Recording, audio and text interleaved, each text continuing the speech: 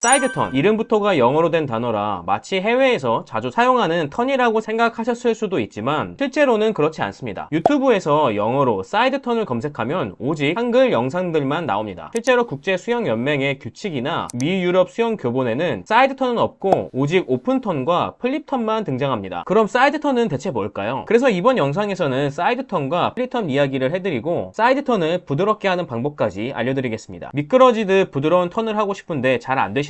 그렇다면 아래 고정 댓글 링크를 클릭해서 워터 클렌즈 턴 특강을 신청해보세요. 훨씬 더 멋지게 턴하며 미끄러지듯 수영하실 수 있으실 겁니다. 사이드 턴은 흥미롭게도 한국과 일본에서만 사용되는 용어입니다. 왜 전 세계에서 유일하게 한국과 일본에서만 사이드 턴이라는 단어를 쓰이게 된 걸까요? 그 답을 이해하려면 수영의 역사와 문화를 조금 알 필요가 있습니다. 실내 수영장이 막 생긴 시점에는 몸을 앞으로 구르듯 반바퀴 회전해서 발로 벽을 차는 플립 턴은 세상에 존재하지 않았습니다. 그래서 국제대회에서도 선수들은 모두 오픈 턴을 했습니다. 두 손으로 벽을 짚고 몸을 돌려서 나오는 방식 말이에요. 지금 보면 조금 느려 보이지만 당시에는 가장 안정적이고 정석적인 방법이었습니다. 하지만 1930년대 미국에서 플립 턴이 개발되면서 상황이 달라지기 시작했습니다. 플립 턴은 턴 속도가 훨씬 빠르고 효율적이었기 때문에 금세 미국과 유럽 전역으로 퍼져나갔죠. 결과적으로 서구권에서는 플립 턴이 주류로 자리 잡으면서 오픈 턴은 점점 설 자리를 잃게 됩니다. 플립 턴이 빠르게 정착된 서구권과 달리 한국과 일본에서는 또 다른 방식의 턴이 등장했는데요. 바로 사이드 턴입니다. 사이드 턴이 발생된 이유는 크게 두 가지로 정리할 수 있습니다. 첫째, 강습 효율성입니다. 여러 명이 좁은 레인에서 동시에 턴을 연습하려면 누구나 쉽게 따라할 수 있는 가장 단순한 동작이 필요했습니다. 둘째는 실용성입니다. 두 손을 다 쓰지 않고도 벽을 짚고 빠르게 돌아 나올 수 있으니 특히 초보자나 생활 수영인들에게는 사이드 턴이 훨씬 편리했습니다. 그래서 사이드 턴은 단순한 편법이 아니라 한국과 일본의 수영 문화와 현실이 만든 독특한 변형 기술이라고 볼 수 있습니다. 그래서 지금도 많은 초보자들이 제일 먼저 사이드 턴을 배워 수영장에서 흔히 볼 수 있는 턴이 되었죠. 여러분, 수영장에서 한 번쯤 이런 모습 보신 적 있으실 겁니다. 앞으로 쭉 잘 가다가 레인 끝에 도착하면 그냥 일어나서 걷다가 출발하는 사람. 아무리 자유형이나 평형을 잘해도 멈추고 걸었다가 턴을 하면 수영을 잘하는 것처럼 보이지 않죠. 사실 턴은 단순히 방향을 바꾸는 동작이 아닙니다. 턴이 매끄럽게 되느냐 아니냐에 따라 속도, 기록, 폼이 전부 달라집니다. 특히 장거리를 수영할 때는 턴 하나만 잘해도 훨씬 덜 힘들고 더 효율적인 수영이 가능해져요. 그래서 이렇게 효율적이고 멋진 사이드 턴을 제대로 배우려면 꼭 기억해야 할 원리 세 가지가 있습니다. 팔꿈치 굽히기, 무릎 바짝 당기기, 발 타이밍 맞추기입니다. 첫 번째, 팔꿈치 굽히기입니다. 벽에 다가가서 팔꿈치를 펴고 터치하면 속도가 뚝 끊깁니다. 하지만 속도를 늦추지 않고 팔꿈치를 굽혀 들어오는 속도를